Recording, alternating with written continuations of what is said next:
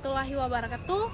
Kembali lagi dengan saya Rahmatia Coco dari Universitas Hairun, Prodi Akuntansi. Di sini saya akan melanjutkan video saya yang mengenai inisiatif Indonesia untuk mendorong pertumbuhan perbankan syariah di Indonesia.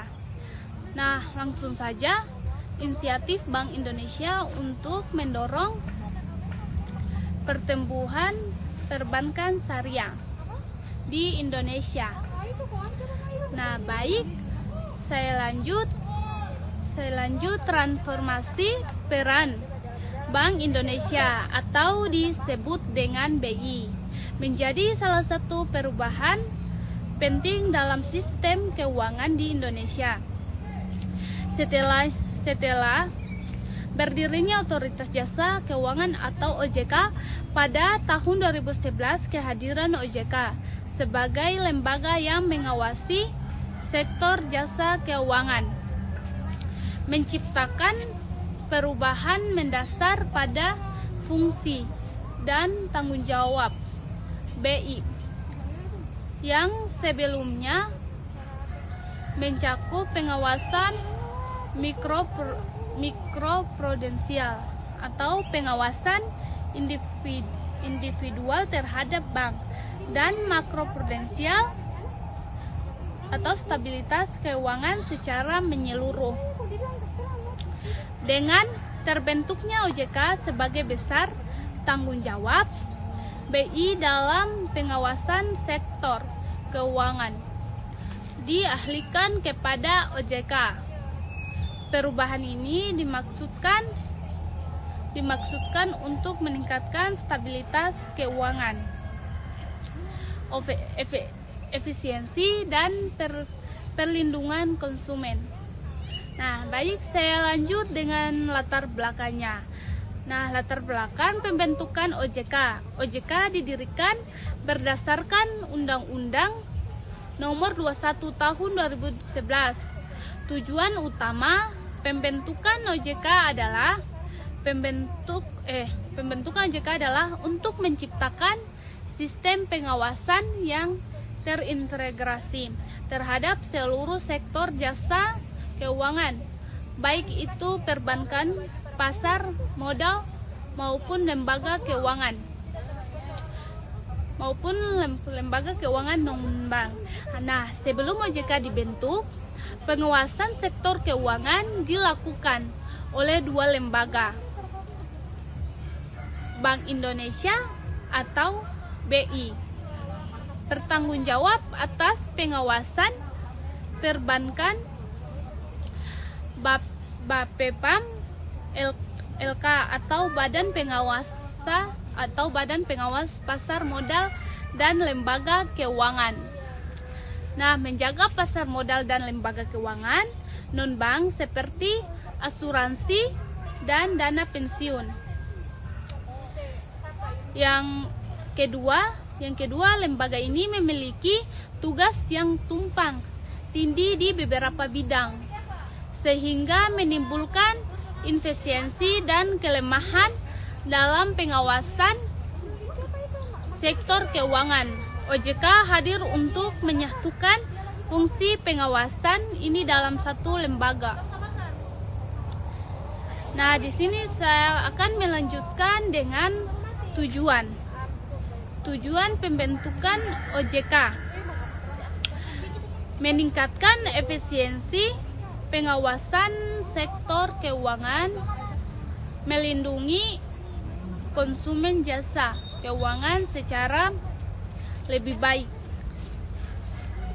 meningkatkan transparan dan akuntabilitas sektor keuangan, menjamin stabilitas sistem keuangan nasional. Saya lanjut dengan transformasi peran Bank Indonesia. Nah, setelah OJK resmi beroperasi pada tahun 2013, peran dan tanggung jawab BI mengalami transformasi signifikan. Perubahan ini mencakup 3 aspek utama. pengawasan mikroprudensial, pengawasan makroprudensial, dan sistem pembayaran. Nah, saya lanjut dengan ke satu, pengawasan. Di sini pengawasan mikroprudensial beralih ke OJK. Sebelum adanya OJK atau BI bertanggung jawab atas pengawasan mikroprudensial perbankan, termaksud pengawasan operasional bank, evaluasi kesehatan keuangan bank, dan penerapan kebijakan seperti rasio kecukupan modal atau capital adequacy ratio atau KCAR. Namun setelah OJK berdiri, pengawasan mikroprudensial dialihkan sepenuhnya ke OJK.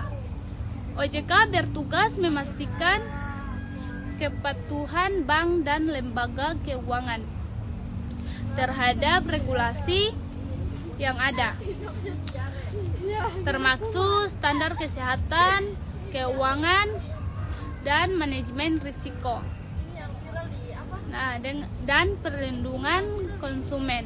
Saya lanjut dengan contoh. Contohnya perubahan. Jika sebelum 2013 BI yang mengawasi langsung laporan keuangan bank untuk memastikan rasio kredit bermasalah atau non performing atau loan atau NPL tetap dalam batas, pengawasan mikroprudensial dialihkan sepenuhnya ke OJK.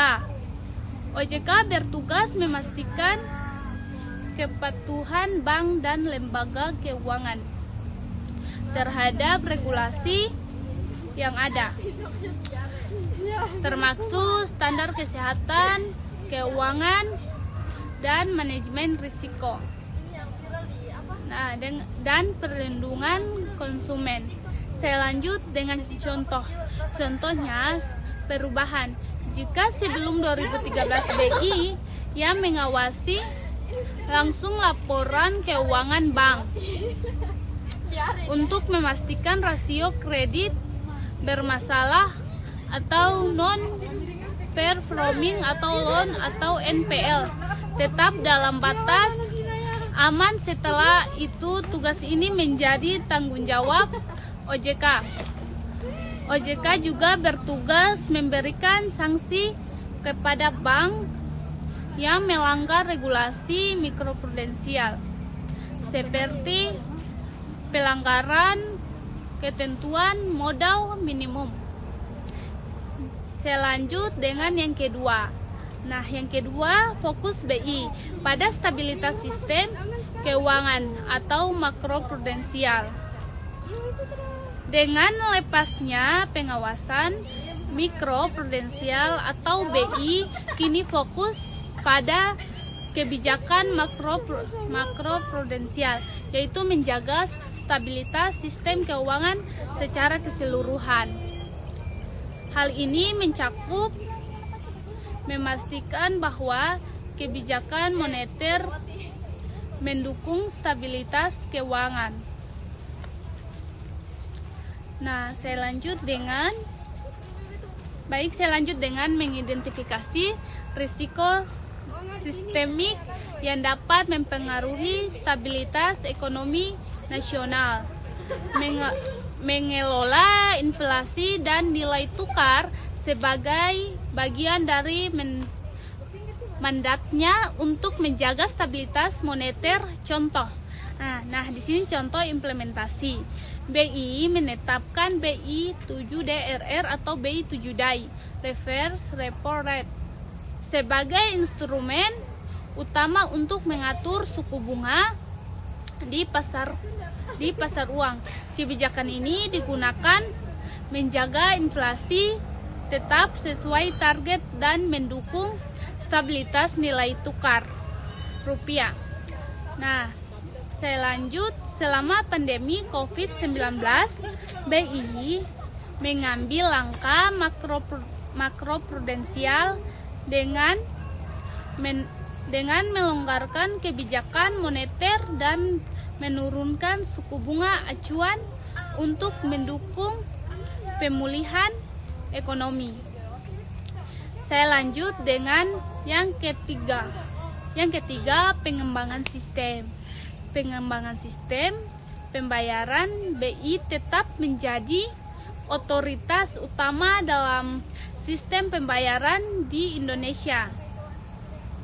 Dengan pesatnya perkembangan teknologi keuangan atau disebut dengan fintech, BI mengambil peran aktif dalam mengatur pengawas sistem pembayaran, baik konvensional maupun digital. Nah, contoh peran BI. Baik, di sini BI meluncurkan sistem BI atau FEDS yang memungkinkan BI FEDS yang memungkinkan transfer dan antar bank secara cepat, aman, dan murah. BI juga mengatur operasional dompet digital seperti OVO, Dana, dan GoPay untuk memastikan keamanan transaksi dan melindungi konsumen. Baik, saya lanjut di sini BI. Nah, BI memperkenalkan KRIS atau Quick Response Code Indonesia standar sebagai standar nasional untuk pembayaran berbasis kode QR yang mendukung inklusi keuangan. Saya lanjut yang keempat, kolaborasi antara BI dan OJK. Transformasi ini tidak berarti bahwa peran BI dan OJK terpisah sepenuhnya. Kedua lembaga ini memiliki mekanisme kolaborasi untuk memastikan stabilitas sistem keuangan nasional. Kolaborasi ini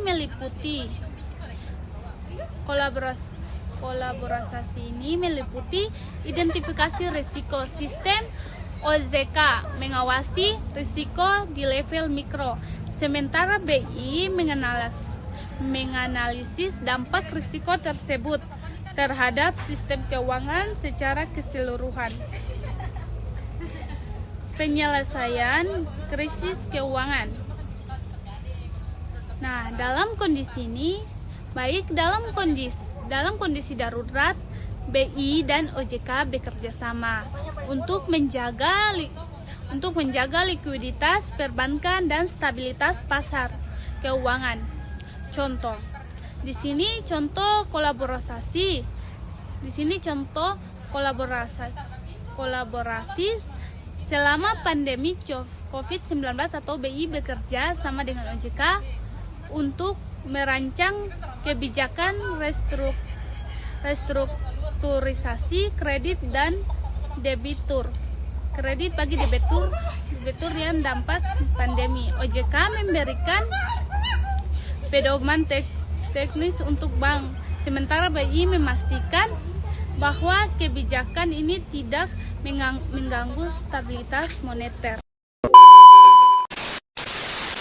Oke, baik, itu yang bisa saya sampaikan. Mohon maaf bila ada kata yang salah. Wassalamualaikum warahmatullahi wabarakatuh. Dan jangan lupa like, komen, dan subscribe. Bye-bye.